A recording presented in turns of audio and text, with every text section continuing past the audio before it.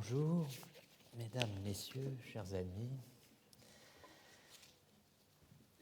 Sous ce titre latin, Inventio Subiecti, qui semble contredire son sous-titre, L'invention du sujet moderne, ou être contredit par lui, car ceux qui parlent latin évoquent rarement, mais à tort, la modernité. Sous ce titre latin, donc, d'Inventio Subiecti, que personne des latinophones, je crois, n'a jamais utilisé, au Moyen-Âge ou par la suite, sous ce titre latin, donc, Inventio Subiecti, je vous invite, dans le prolongement de la leçon du 13 février, à faire l'histoire d'une triple superstition. Une superstition populaire, ein Volksaberglaube, superstition populaire, datant des temps les plus reculés, aus unvordenklicher Zeit, une triple superstition que Nietzsche, vous l'aurez peut-être reconnu à son allemand, Nietzsche, dans Par-delà bien et mal, appelle la superstition de l'âme. Seelenaberglaube, une superstition qui n'a pas fini, dit-il, aujourd'hui encore, de semer le trouble. Sous ces formes apparentées et modernes, précisément, qu'il appelle la superstition du sujet et la superstition du je ou du moi. Subjekt und ich Aberglaube. J'insiste sur le thème superstition, Aberglaube, que nous retrouverons dans la suite à plusieurs reprises, et qui n'est certes pas réductible à ce que certaines traductions présentent sous le titre de croyance, c'est bien insuffisant évidemment, ni même de préjugés, puisque il y a un mot pour préjugé, Vorurteil, qu'utilise précisément Nietzsche dans la première section, première partie de Par-delà bien et mal, le texte que je vous ai cité étant tiré du Vorrede, la préface, le discours préliminaire, rédigé, daté de juin 1885. Cette superstition populaire datant des temps les plus reculés et qui se prolonge de nos jours en ajoutant à notre trouble, sous la forme d'une superstition du sujet et d'une superstition du moi, du sujet et du moi, c'est une expression composée chez Nietzsche, Subjekt und ich, Aberglaube. Nietzsche en évoque l'origine en disant « Ce fut peut-être au départ un jeu de mots, ein Wortspiel, vielleicht. Peut-être le fruit d'une équivoque grammaticale.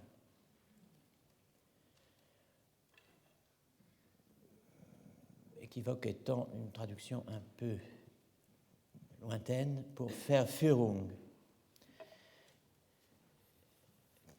L'anglais misleading, n'est-ce pas? Non. Une manière de se fourvoyer qui est grammaticale, qui est le fait de la grammaire.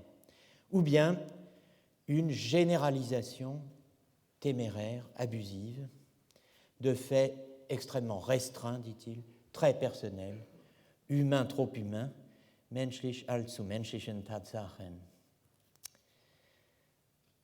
Alors, cette superstition, cette triple superstition que nous allons évoquer aujourd'hui, vous pourriez me dire, elle n'a plus cours. La superstition de l'âme n'a plus cours, il n'y a plus d'âme. Le sujet est mort, on nous l'a dit et redit, et l'homme lui-même est mort.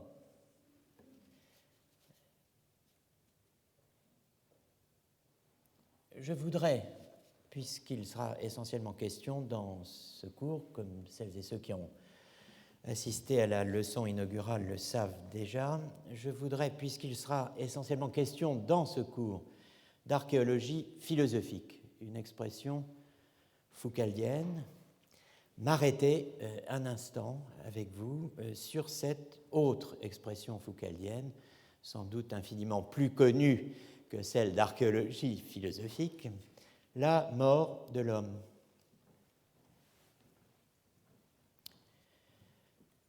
La mort de l'homme. Vous savez que cette expression apparaît dans Les mots et les choses en 1966. Et il va falloir évaluer, comprendre, discuter, critiquer peut-être cette formule, la mort de l'homme.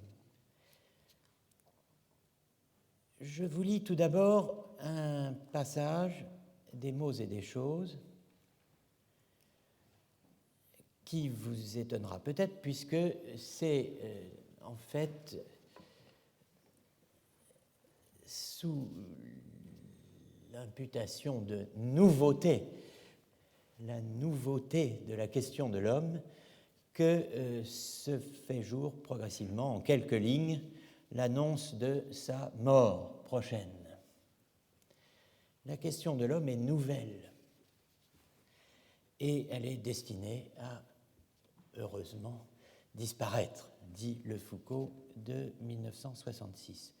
Je vous lis quelques extraits de la page en question. Une chose est certaine, écrit Foucault, c'est que l'homme n'est pas le plus vieux problème, ni le plus constant qui se soit posé au savoir humain. En prenant une chronologie relativement courte et un découpage géographique restreint. Chronologie relativement courte, le temps, découpage géographique restreint, l'espace, mettons le tout ensemble, nous obtenons la culture européenne depuis le XVIe siècle. Donc si nous prenons une chronologie relativement courte et un découpage relativement restreint, à savoir la culture européenne depuis le XVIe siècle, on peut être sûr que l'homme y est une invention récente. Donc, nous commençons, nous entendons bien, nous commençons au XVIe siècle. Et entre le XVIe siècle et nous, eh bien, il y a lieu de faire cette remarque. Dans cette période-là, l'homme est une invention relativement récente. En fait, dit Foucault, ce n'est pas autour de l'homme et de ses secrets que longtemps, obscurément, le savoir a rôdé. En fait, parmi toutes les mutations qui ont affecté le savoir des choses et de leur ordre, alors là on a une belle phrase à la Foucault, le savoir des identités, des différences, des caractères, des équivalences, des mots.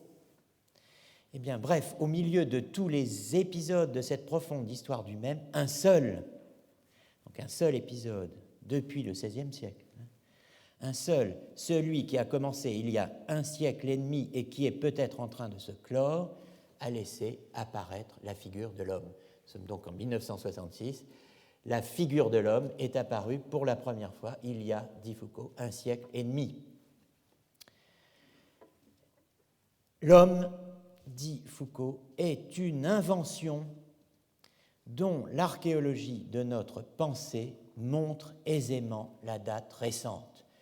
Il faudrait graver cette formule, sinon au-dessus de vos cheminées, mais du moins dans votre mémoire, pour savoir exactement quelle est la perspective de Foucault que je vais essayer de discuter durant les séances qui viennent. L'homme est une invention dont l'archéologie de notre pensée montre aisément la date récente et, passage très célèbre, peut-être la fin prochaine. La période finale, si ces dispositions venaient à disparaître comme elles sont apparues, si par quelque événement dont nous pouvons tout au plus pressentir la possibilité, mais dont nous ne connaissons pour l'instant encore ni la forme ni la promesse, si ces dispositions donc venaient à basculer, si elles basculaient comme le fit au tournant du XVIIIe siècle, donc voilà, un siècle et demi, au tournant du XVIIIe siècle, le sol de la pensée classique, alors on peut bien parier que l'homme s'effacerait comme à la limite de la mer un visage de sable. Superbe page.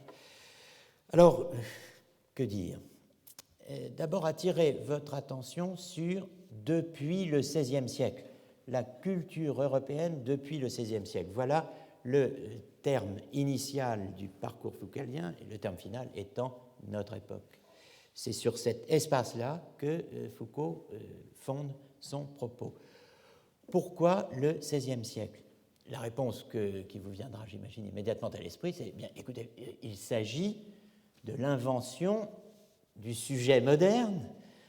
Vous n'allez pas nous dire que le sujet moderne pourrait avoir commencé avant le XVIe siècle, que cette invention pourrait être antidatée par rapport au XVIe siècle. Personnellement, je ne commande pas tout de suite cette affirmation, mais il est clair qu'on va devoir essayer de la dériver, d'en faire le traçage, comme j'ai dit dans la leçon inaugurale, essayer de l'interpréter elle-même archéologiquement. Pourquoi ce choix du XVIe siècle ? Évidemment, j'ai une arrière-pensée. Je veux montrer qu'en fait, la figure de l'homme n'est pas apparue seulement en tant qu'homme moderne à partir du XVIe siècle. Mais nous allons préciser les choses en reprenant l'expression du sujet. Sujet. La question du sujet.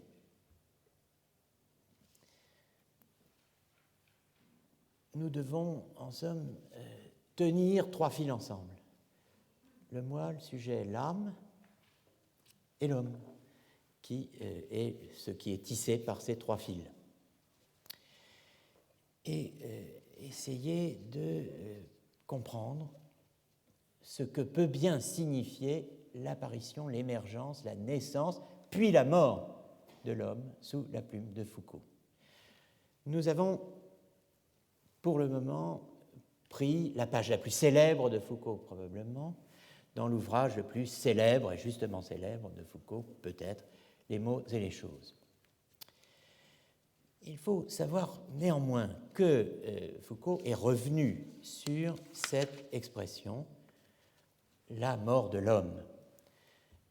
Et je vais donc évoquer ce retour maintenant, non sans vous avoir dit auparavant quelle sera ma perspective, en une phrase, ce que j'essaierai de vous montrer dans les séances qui viennent, c'est que la mort de l'homme, annoncée par Foucault, est le dernier épisode de l'invention du sujet cartésien. C'est cela la thèse. C'est la thèse que je défendrai en général cette année, en la précisant et en la complétant sur un certain nombre de points. La mort de l'homme est le dernier épisode de l'invention du sujet cartésien. Invention du sujet cartésien. Nous verrons petit à petit, ce qu'il faut entendre par cette expression. Je reviens donc maintenant à ce texte dans lequel Foucault revient lui-même sur l'expression « la mort de l'homme ». J'ai parlé de texte, à dire vrai, ça n'est pas tant un texte qu'un entretien. Célèbre entretien, fin 1978, avec un certain monsieur Trombadori, et qui est publié dans les écrits, les 10 écrits, tome 4, pour ceux qui ont l'édition en 4 tomes, c'est le texte 281, ça s'appelle « Entretien avec Michel Foucault », Trombadori et Foucault, évidemment. Dans cet entretien célèbre,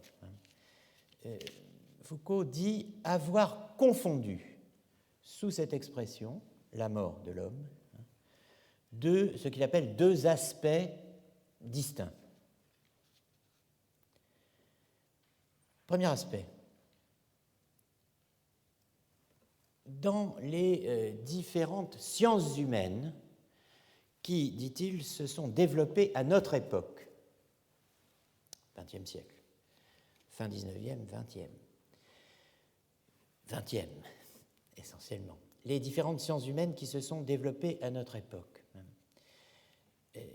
Ces différentes sciences humaines qui se sont développées à notre époque constituent, dit-il, une, je cite, expérience dans laquelle l'homme a engagé, en la transformant, sa propre subjectivité.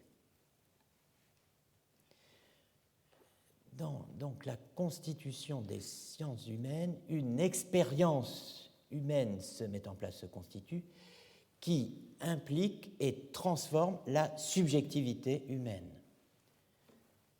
En quelle mesure, en quoi cela consiste-t-il ? Eh bien, une nouvelle subjectivité, dit Foucault, se constitue à travers les sciences humaines dans et par ce qu'il appelle l'opération de réduction du sujet humain à un objet de connaissance. L'opération de réduction du sujet humain à un objet de connaissance. Donc la mort de l'homme, cela désigne d'abord, dans ce moment où se mettent en place, se constituent et se construisent les sciences humaines, la réduction du sujet humain à un objet de connaissance. Voilà le premier phénomène, ou aspect, pour reprendre le mot de Foucault. Second aspect, je cite, confondu avec le précédent. Donc là, c'est une autocritique de Foucault, si vous voulez.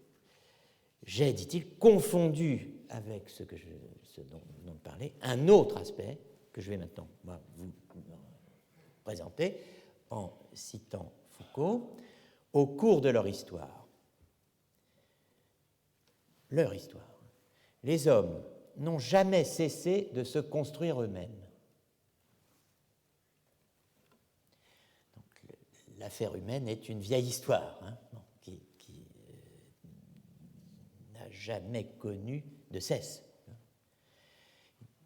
Ils n'ont jamais cessé de se construire eux-mêmes. Qu'est-ce à dire, se construire eux-mêmes? Réponse, c'est-à-dire de déplacer continuellement leur subjectivité. Déplacer continuellement leur subjectivité, se constituer dans une série infinie et multiple de subjectivités différentes qui n'auront jamais de fin et ne nous placeront peut-être jamais face à quelque chose qui serait l'homme. Alors, ce second aspect, les figures successives de la subjectivité humaine sont autant de moments, d'étapes dans l'histoire de l'autoconstitution de l'homme en tant qu'homme. En fin de compte, dit Foucault, la mort de l'homme, ce n'était rien d'autre que cela, je cite, une façon confuse, c'est Foucault qui parle, une façon confuse, simplificatrice, de dire que les hommes s'engagent perpétuellement dans un processus qui, en constituant des objets,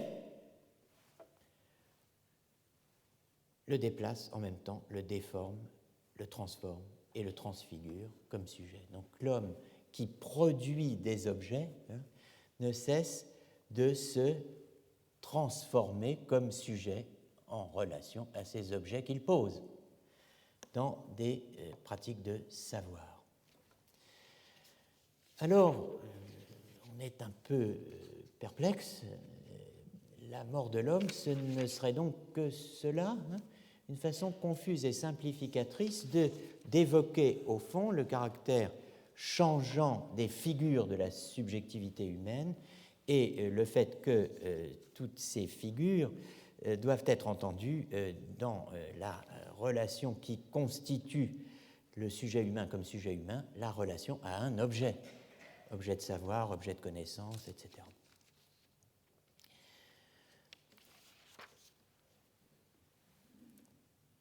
Essayons maintenant d'entendre ce qui se dit là du point de vue de la problématique qui est la mienne, celle du sujet.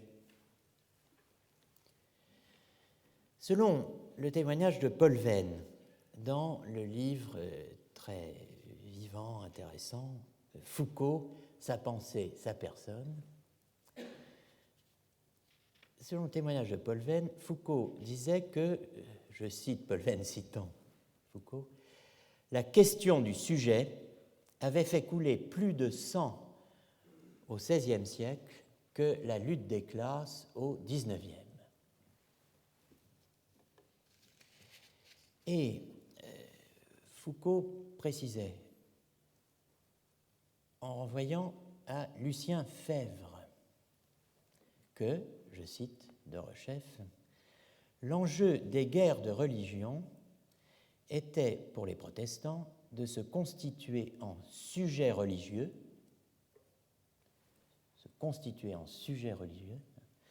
qui, pour accéder à Dieu, ne dussent plus passer par la médiation de l'Église, des prêtres et des confesseurs.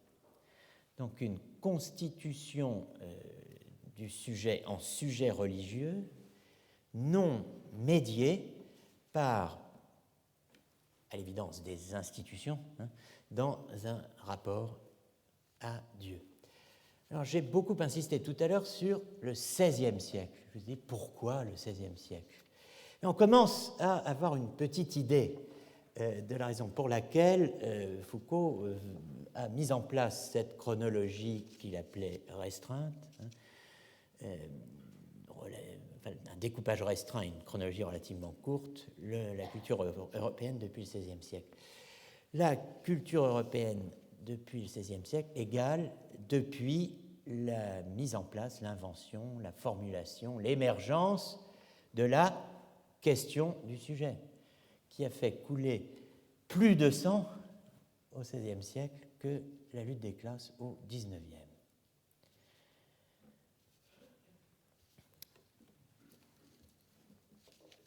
Alors, j'imagine qu'on a maintenant à peu près tous les éléments pour revenir sur, provisoirement, sur la page des mots et des choses que j'évoquais tout à l'heure. Donc, le XVIe siècle, on voit qu'il est placé en terme initial par Foucault dans sa périodisation pour ce qui a trait à la question de l'homme, qui émerge, a-t-il dit, au tournant du XVIIIe siècle. Ce XVIe siècle est là parce que d'une certaine façon, le sujet est antérieur en tant que question à l'homme, en tant que savoir et questionnement. Sans doute. De quoi Foucault se soucie-t-il dans les mots et les choses? De voir l'homme mourir, ça n'a pas grand sens pris comme tel. Ce qu'il appelle de ses voeux et ce qu'il constate déjà, c'est qu'on ne peut plus, je cite à nouveau les mots et les choses, on ne peut plus penser aujourd'hui que dans le vide de l'homme disparu. L'homme a disparu. Ce n'est plus l'objet d'un savoir. Ce vide dit Foucault, ne creuse pas un manque. Il ne laisse rien à désirer, on serait tenté de dire bon débarras. Il ne prescrit pas une lacune à combler. Il n'est rien de plus, rien de moins que le dépli, le déploiement d'un espace où il est enfin à nouveau possible de penser. Alors, de quoi nous sommes-nous débarrassés dans les années 60, 1960 ?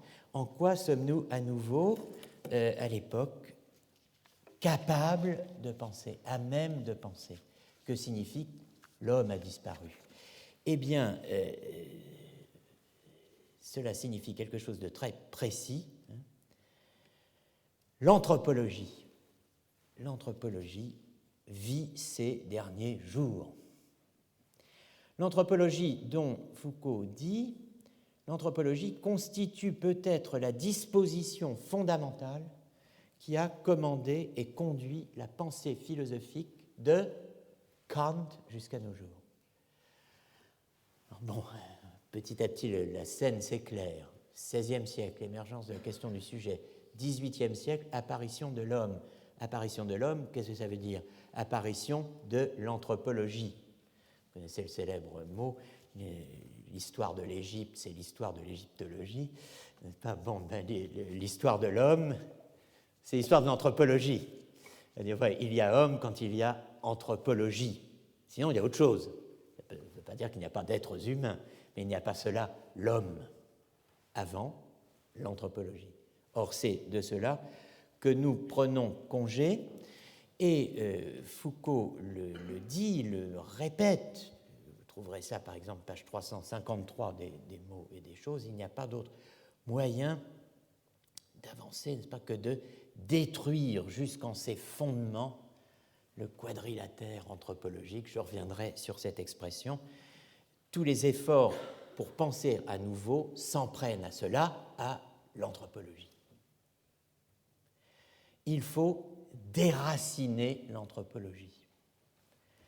Et c'est là la place de l'éloge très marqué de Nietzsche dans Les mots et les choses.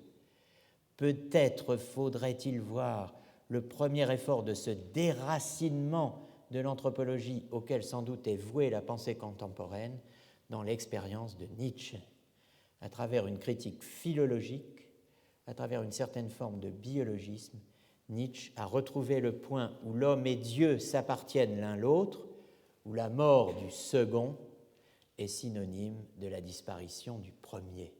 Coup de théâtre, la mort de l'homme, c'est aussi lié à la mort de Dieu. La mort de Dieu, Nietzsche, Dieu est mort, mais l'homme est mort en même temps que lui. Donc tout à coup, nous entendons, nous pressentons, alors que rien n'en est dit véritablement, qu'il y a un lien entre l'anthropologie et la théologie. Et il va falloir le trouver, ce lien. Ce ne sera pas bien difficile à faire, c'est la christologie. Et il sera beaucoup question de cela cette année ici.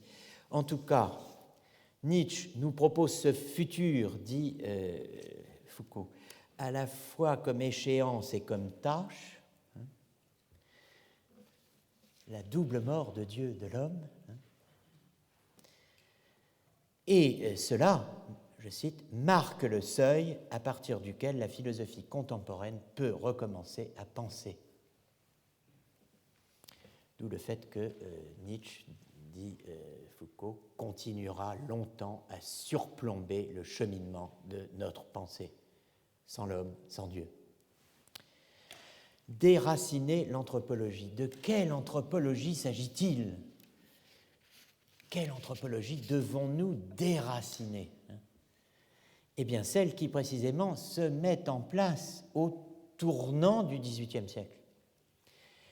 Et tout est dit, toujours, chez Foucault, depuis Kant. Donc, déraciner l'anthropologie, ce n'est pas du tout ce que nous allons faire ici. Nous allons, au contraire, essayer de pratiquer la méthode archéologique que j'ai approchée à diverses reprises sous le titre discuté et discutable de déconstruction le 13 février, lors de la leçon inaugurale. Vous verrez que ce n'est pas tout à fait la même chose. Mais je voudrais maintenant revenir donc à cette question du sujet, dont on a vu qu'elle est posée dès le XVIe siècle, qu'elle est antérieure à la mise en place de la question de l'homme qui se formule pour la première fois avec Kant comme tel, Kant, auteur, comme vous le savez, d'une anthropologie du point de vue pragmatique, dont, je le rappelle, mais on y reviendra, Foucault est à la fois le traducteur et le commentateur. Et il y eut un temps où les thèses de doctorat comportaient ce qu'on appelait la grande thèse et une thèse dite petite thèse ou thèse complémentaire. Et la traduction de l'anthropologie d'un point de vue pragmatique et son commentaire, la traduction de cette œuvre de Kant, est constituée, avec le commentaire, la thèse complémentaire de Foucault. Donc il sait de quoi il parle. Et l'anthropologie qui se constitue sur un certain sol, dont il sera question par la suite dans ce cours, cette anthropologie-là, c'est celle de Kant. C'est le legs de Kant, d'une certaine façon. Alors, jamais nous n'échapperons à ce que Foucault appelle l'illusion anthropologique. Si nous avons commencé de le faire, nous en sortons.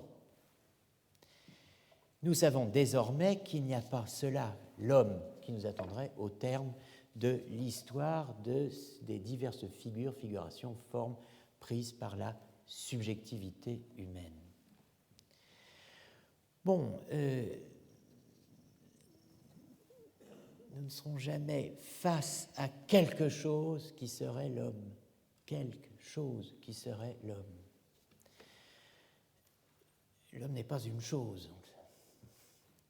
Et ce que dit Foucault là, d'une certaine façon, lorsqu'il fait son autocritique et qu'il parle d'une façon confuse, simplificatrice de parler, évoquant la mort de l'homme, peut-être qu'il y a une manière encore plus simplificatrice, mais peut-être éclairante, du moins je l'espère, d'entendre ce qui se dit là, sur le statut de l'anthropologie. Je crois que ça a profondément trait à un problème qui, effectivement, se met en place à la fin du XIXe siècle et qui signe l'émergence, si l'on peut dire, de la figure moderne de la problématique de l'homme, c'est la délimitation entre l'histoire et les sciences de la nature. Parce que, bon, vous avez été frappé peut-être par le recours à la distinction entre sujet et objet. L'homme est sujet et il a un rapport, il se constitue dans un rapport qu'on pourrait qualifier de bien des façons, d'étude, de connaissance, de travail, un rapport à un objet. La relation sujet-objet, voilà l'horizon du propos de Foucault. Cette relation ne tombe pas, si vous me passez l'expression, du ciel. En fait, elle est tout à fait à l'horizon de la manière dont, à la fin du XIXe siècle, on se pose la question de l'histoire et du statut de l'histoire comme discipline. De quoi y a-t-il histoire? De quoi fait-on l'histoire? Qu'est-ce que l'histoire? L'histoire n'est pas une science de la nature. Si elle a un mode de scientificité, il ne faut pas aller le chercher dans les sciences de la nature. Il faut distinguer l'histoire et les sciences de la nature. Bon, ce n'est pas un hasard si on parle des sciences de l'esprit. À la fin du XIXe siècle, l'histoire est une des sciences de l'esprit, mais plus clairement et plus précisément, et pour ne pas perdre de vue la question de la chose et de l'objectivation, eh bien, à l'horizon du propos de Foucault, il y a nécessairement la forme qu'a prise, au fond, la problématique de l'histoire dans l'école de Kant, dans l'école néo-kantienne. C'est chez les néo-kantiens, à la fin du XIXe siècle, que commence véritablement la réflexion philosophique sur l'histoire, si par là on entend une tentative de délimitation entre science de l'esprit et science de la nature. Geisteswissenschaften et Naturwissenschaft. Donc, en fait, il faudrait se dire que la longue histoire que nous évoque Foucault et dont nous sommes en train de sortir, dit-il, avec la fin, d'une certaine manière, de l'anthropologie, eh bien, c'est ce qui connaît, disons, un épisode marqué, fondateur, important, mais difficile à bien inscrire dans l'horizon de notre propre relation à l'histoire, car, comme vous le savez probablement, les néo-kantiens ne sont quand même pas la lecture favorite des philosophes français, ou en tout cas leur prédominante, non, et notamment le philosophe qui met en place la grande distinction, sur laquelle on reviendra bien sûr, mais entre les sciences dites nomothétiques, les sciences nomothétiques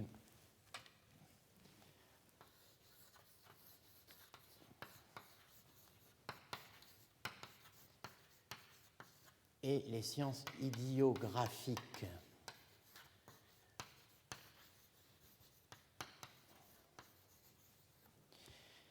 Les sciences nomothétiques sont des sciences qui sont fondées sur une pratique qui est celle de la généralisation et qui se rapporte à des phénomènes qu'on peut appeler objectifs.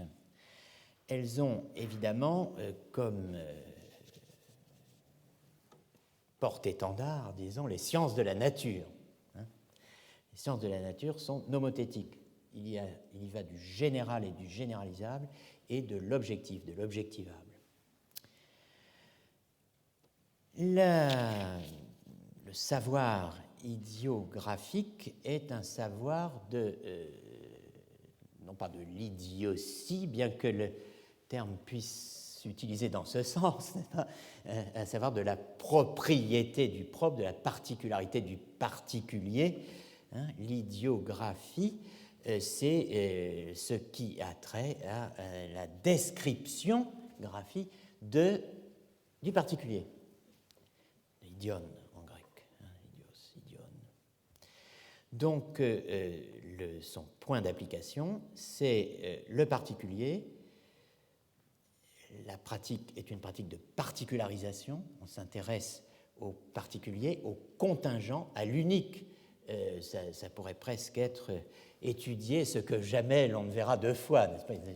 C'est la définition de l'amour appliqué à la connaissance, n'est-ce pas? Étudier, bon, ce qui est à la fois contingent, unique et qui est aussi caractérisé par Windelband comme phénomène subjectif. Donc vous avez ici tous les termes dont on a besoin pour essayer de situer Foucault par rapport aux auteurs qu'il a à l'horizon au moment où il entame sa critique de l'anthropologie, Kant, les néo-kantiens, et sur la profondeur de champ la plus vaste que nous puissions prendre jusqu'à présent, qui est le XVIe siècle, l'émergence de la question du sujet. Alors, je vais laisser de côté ce qui est propre à Foucault, à savoir ce qu'il appelle la subjectivation, la constitution du moi en sujet, les manières d'être du sujet.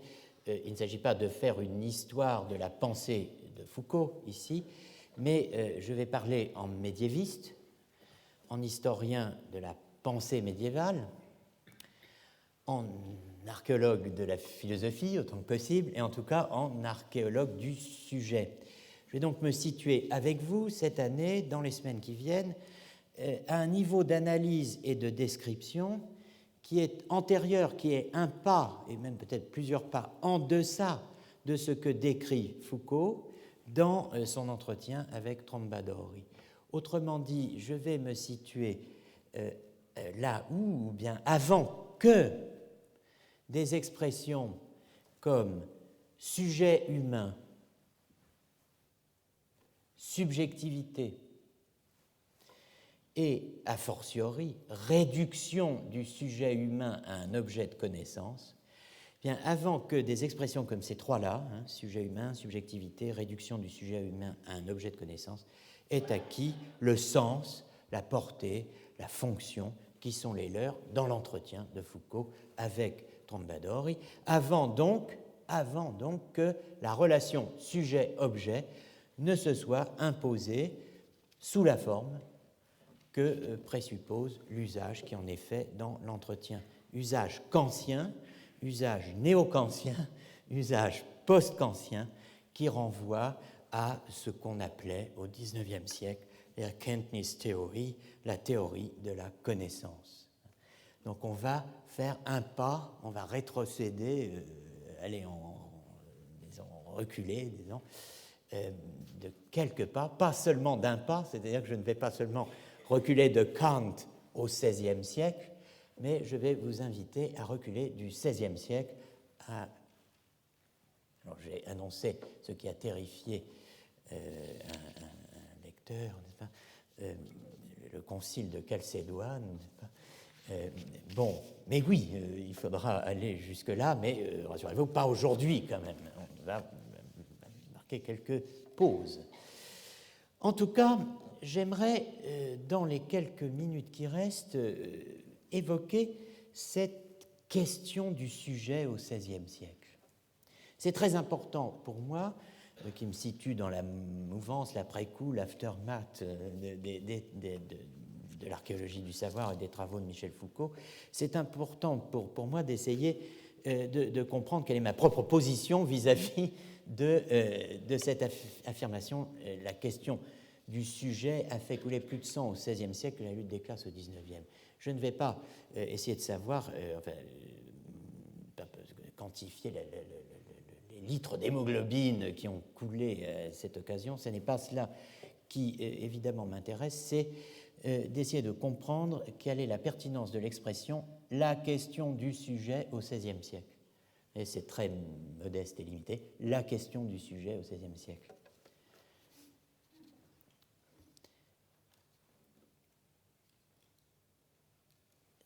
La question du moment magnétique de l'électron chez Platon, elle ne se pose pas, qu'est-ce que vous racontez? Pourquoi est-ce que la question du sujet, après tout, se poserait au XVIe siècle? Voilà le genre de question que je pose moi. Parler de la question du sujet au XVIe siècle, en visant la possibilité de se constituer en sujet religieux, sans médiation. Vous vous rappelez? On ne passe plus pour accéder à Dieu par l'intermédiaire de l'Église, des prêtres, des confesseurs. L'énumération est intéressante d'ailleurs pour les Foucaldiens. Bon, l'Église, les prêtres, les confesseurs. Et vous verrez qu'elle est parfaitement justifiée d'ailleurs, cette manière de cette énumération. Mais bon.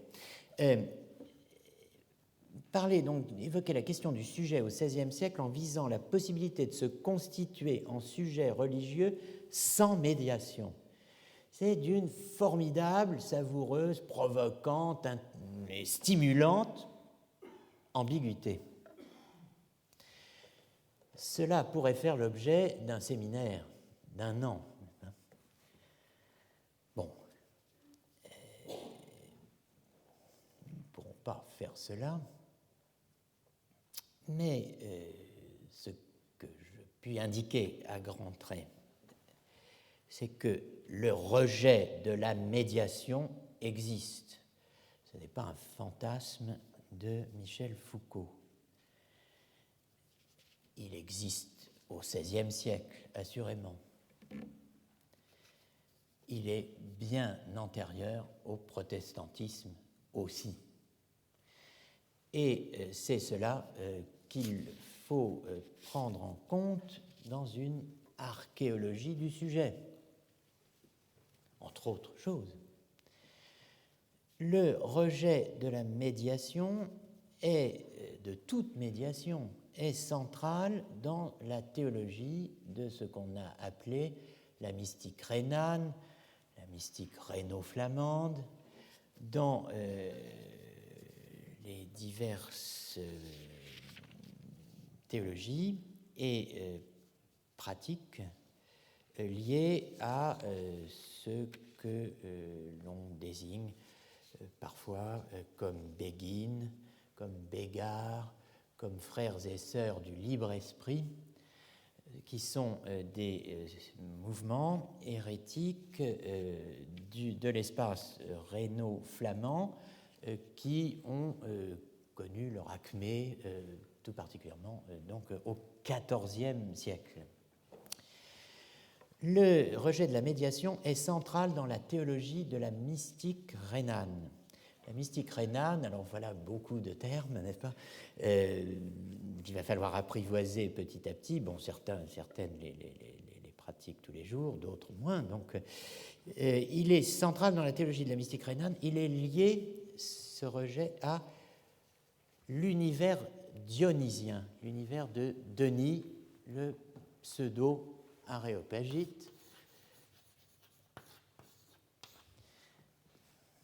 Je n'ai pas le temps d'évoquer ici la figure de Denis, le pseudo-aréopagite. Nous ferons peut-être cela dans un séminaire un jour, d'autant que j'ai enfin, après des années de recherche, trouvé l'origine du mot prêté à Ninon de l'Enclos, qui quelqu'un représentait qu'un saint céphalophore comme Denis, partant du mont des Martyrs, plus connu aujourd'hui sous le nom de Montmartre, pour, portant sa tête dans ses mains, la déposer à l'endroit où a été érigée la basilique de Saint-Denis, eh bien, peut-être nous proposait un épisode un peu difficile à croire, disons.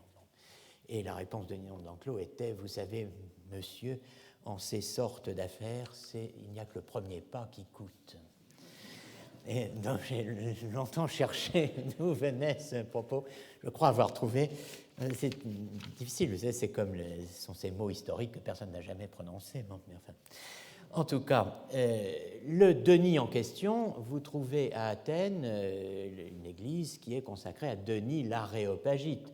Il n'est pseudo-Denis qu'ici, là où c'est-à-dire à Paris, là où il s'agit d'admettre quand même qu'il y a une différence entre le premier converti athénien de Saint-Paul, le premier évêque d'Athènes et le premier évêque de Paris.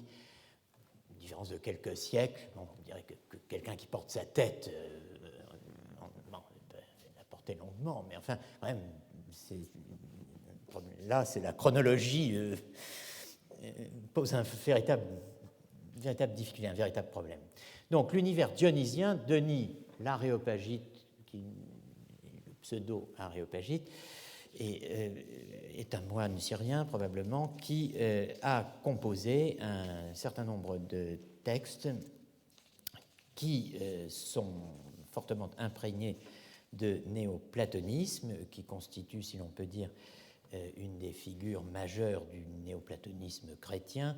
Je n'entrerai pas dans les détails, car ce qui m'intéresse ici, c'est cette notion d'univers dionysien, l'univers de Denis, qui tient en un mot, bien connu de tous et toutes, la hiérarchie.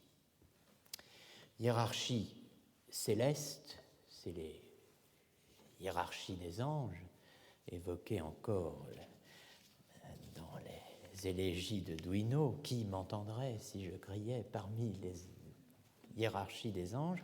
Ça, c'est la hiérarchie céleste, hein, c'est-à-dire les triades d'entités qui se situent entre le Dieu un et trine, la souveraine Trinité, et une deuxième hiérarchie, qui est la hiérarchie ecclésiastique, qui va permettre d'assurer une médiation continue entre le monde d'en haut et notre monde des hommes sous la forme de l'Église. Les anges, l'Église, Dieu, nous. Grande distance entre Dieu et nous. La hiérarchie, c'est cela. Et ce qui caractérise le monde médiéval, c'est le bouleversement de fond qu'a introduit dans l'univers dionysien là ce que Étienne Gilson a appelé, et je vais revenir sur ce terme, la métaphysique augustinienne de la conversion. Deux grandes idées s'affrontent et se parasitent d'une certaine manière, ou l'une parasite l'autre. La conversion est le parasite de la hiérarchie. Qu'est-ce que je veux dire par là? Que Augustin a introduit un virus, si je puis dire, dans la hiérarchie, bon, qui a bouleversé d'une manière complète pour les médiévaux. Alors évidemment, Augustin n'avait pas lu Denis, Denis est postérieur à Augustin, mais les médiévaux avaient lu et Augustin et Denis, et ce sont eux qui ont fait entrer Augustin dans Denis, si je puis dire, ou plus exactement, la conversion dans la hiérarchie. Qu'est-ce que cela veut dire? La question du subordonné, la question du soumis, la question du subjectus, du subditus, celui qui est soumis, placé sous subordonné. Cette question du subordonné, du soumis, elle se pose déjà en logique dans l'arbre de Porphyre. C'est ce qui nous permet de nous demander en quoi, comment, de quelle façon les individus, ce qu'on appelle les inférieurs ou les sujets, appartiennent à telle espèce ou à tel genre. On représente le genre et l'espèce comme fondés dans, ou comme couvrant, ou comme englobant, ou comme comprenant un certain nombre d'inférieurs, de soumis. Ayez en tête l'image d'un arbre. Au sommet, par exemple, l'ousia, l'essence, et tout en bas, l'individu. Bon, alors, on a cela, cette vision hiérarchique logique, le général, le particulier, qui permet de construire la relation entre espèce et genre. L'espèce est subordonnée au genre, mais l'individu est subordonné à l'espèce. Bon. Cette question logique de la subordination, de la subjection, n'est évidemment pas sans rapport avec ce que nous appelons la question du sujet. Mais qu'est-ce que nous appelons la question du sujet à propos? Sujet politique? Sujet de droit? Oui, certes. Cette question du sujet politique, du subjectus, du subditus, du soumis, elle a son propre parcours, elle a ses propres figures, elle a ses propres épisodes. Et elle est en partie commune avec ce que l'on appelle la question du sujet, si par là on entend la question de la subjectivité du sujet. Alors, nous avons une hiérarchie logique, nous avons une hiérarchie dont je dis que tout à coup, elle peut être cette vision où il y a un supérieur et un inférieur, où aucun inférieur n'est en relation directe avec le supérieur des supérieurs, mais doit, pour se rapporter au supérieur des supérieurs, passer par l'immédiatement supérieur. C'est ça, une hiérarchie. On va y revenir. Eh bien, cette pièce-là du savoir, de la culture européenne, elle est ébranlée par, précisément, la conversion, ce que j'ai appelé la conversion augustinienne. Quand, comment, sous quelle forme? Au Moyen-Âge. Au Moyen-Âge, les théologiens et les philosophes, les théologiens enseignant la théologie à la faculté de théologie dans l'université, les philosophes étant ceux qu'on appelle les maîtres ès arts, qui enseignent les arts, à l'époque essentiellement les arts du langage, grammaire et logique, la rhétorique étant le parent pauvre, et bien sûr les sciences dites naturelles ou de la nature, dont fait partie l'étude de l'âme au Moyen-Âge. L'âme fait partie, elle n'est pas placée face à, en face de, distincte de, des sciences naturelles. Mais non, c'est une autre question. Donc, au XIIIe siècle, se produit dans l'Université de Paris et ailleurs, mais d'abord, avant tout, fondamentalement, dans l'Université de Paris, une controverse sur la vertu suprême, la vertu qu'on pourrait dire éthique suprême. On pourrait appeler ça comme ça dans les termes d'aujourd'hui, vertu en tout cas. Quelle est la vertu suprême? Est-ce, comme le disent les philosophes, c'est-à-dire les maîtres-arts, qui commentent les œuvres d'Aristote et qui s'appuient sur l'éthique aristotélicienne, est-ce ce qu'on appelle, avec Aristote, la magnanimité? La magnanimité qui est la vertu des grands, dira un avéroïste parisien, Sigé de Brabant, dont il sera question à nouveau ici. Sigerius Sigé de Brabant. Est-ce donc la vertu éthique suprême, la vertu suprême? Est-ce la magnanimité, la grandeur d'âme, la mégalopsychia des Grecs, d'Aristote, des philosophes? Ou bien est-ce l'humilité, la vertu chrétienne suprême par excellence, qui consiste à se mettre, si je puis dire, plus bas que tout? Humilité ou magnanimité, vertu de grand ou vertu de petit? Voilà l'alternative, et tout à coup, comme toujours au Moyen-Âge, il y a une alternative bien tranchée et quelqu'un rebat les cartes. Et celui qui rebat les cartes est, entre autres, un théologien dominicain allemand du XIVe siècle, Meister Eckhart. Maître Eckhart, Meister Eckhart, que l'on appelle maître, non pas parce qu'il serait une préfiguration médiévale du gourou, mais simplement parce qu'il était maître en théologie de l'Université de Paris.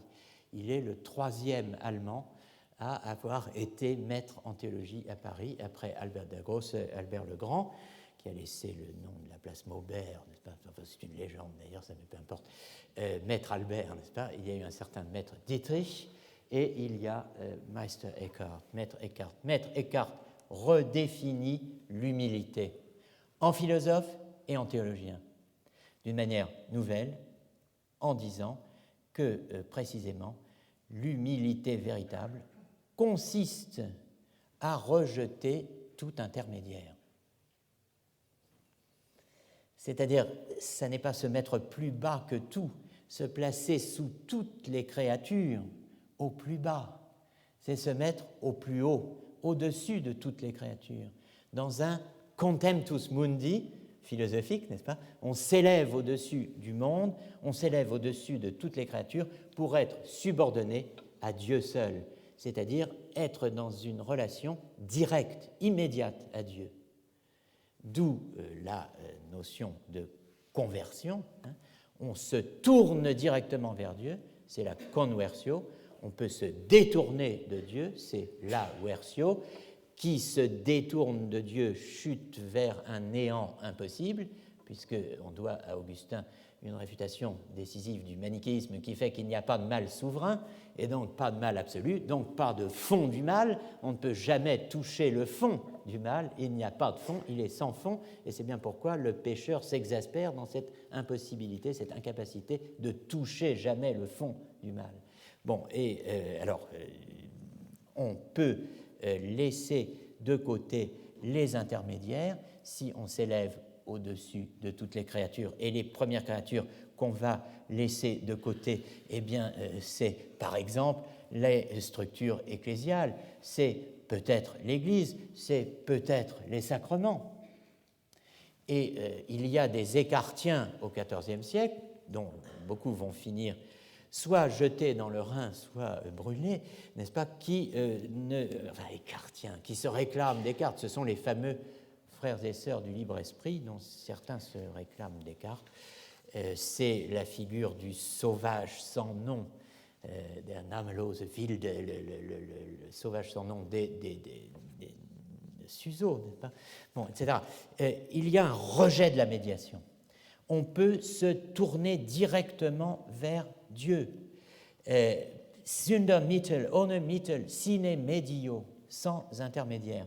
Voilà les termes qu'emploie Eckhart. L'homme humble, dit-il, n'a qu'un seul supérieur, Dieu, vers lequel il se tourne dans la conversion, conversio, constitutive d'être, qui lui donne toujours plus d'être, magis et magis esse en latin, ça vient d'Augustin, thème augustinien. Il ne se reconnaît donc pas de supérieur en dehors de Dieu seul. L'humilité véritable, donc, l'élève au-dessus de toutes les créatures. Elle le laisse seul avec Dieu seul. La conversion, donc, court-circuite la hiérarchie. Alors, vous voyez, ça a évidemment des conséquences politiques. Et ça en a tellement qu'il y a un concile, le concile de Vienne, qui va, entre autres choses, condamner les frères et sœurs du libre esprit qu'on appelle les bégards, ils portent divers noms. Donc là, quelle figure de la subjectivité ici? Vous le voyez, toute question, je vais vous laisser sur cette phrase terrible, toute question est un essaim de questions. Toute question contient d'autres questions. Le théologique et le politique sont liés dans la question de l'intermédiaire. Ils sont liés dans la question de l'ordre. Ils sont liés dans la question de l'ordre hiérarchique. Ils sont liés dans la question de la nécessité de l'ordre. Car il y a un principe qui règle le fonctionnement de la hiérarchie, et ce fonctionnement est essentiellement dissymétrique. C'est le principe que l'on appelle, que j'appelle principe de l'immédiateté causale du premier.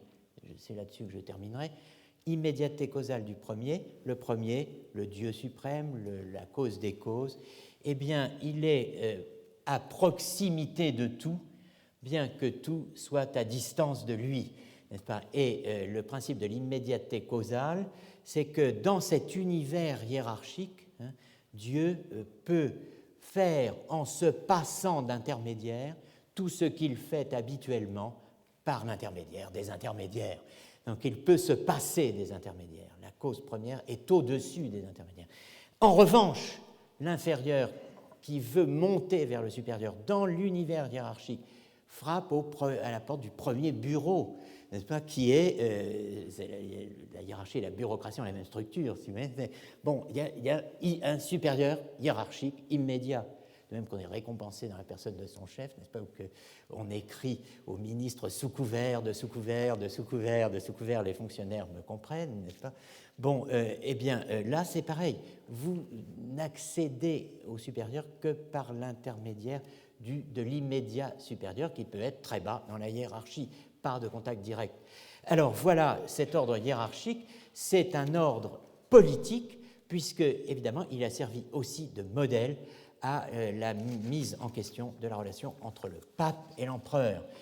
J'y reviendrai la semaine prochaine, mais vous voyez quelles sont les conséquences d'une subversion de cet ordre. Si tout à coup je puis m'adresser à Dieu sans intermédiaire, si je puis me passer de tout intermédiaire, alors les conséquences ne sont pas seulement théologiques, elles sont politiques, mais émerge à ce moment une figure inattendue du sujet qui conjoint ce que j'appellerais la dimension balibarienne de la question du sujet, la dimension politique, et l'autre dimension, qui est la dimension théologique, qu'il va bien falloir articuler dans un discours théologico-politique pour penser ce qu'il en est de l'émergence de la question de l'homme au Moyen-Âge en tant que question anthropologique.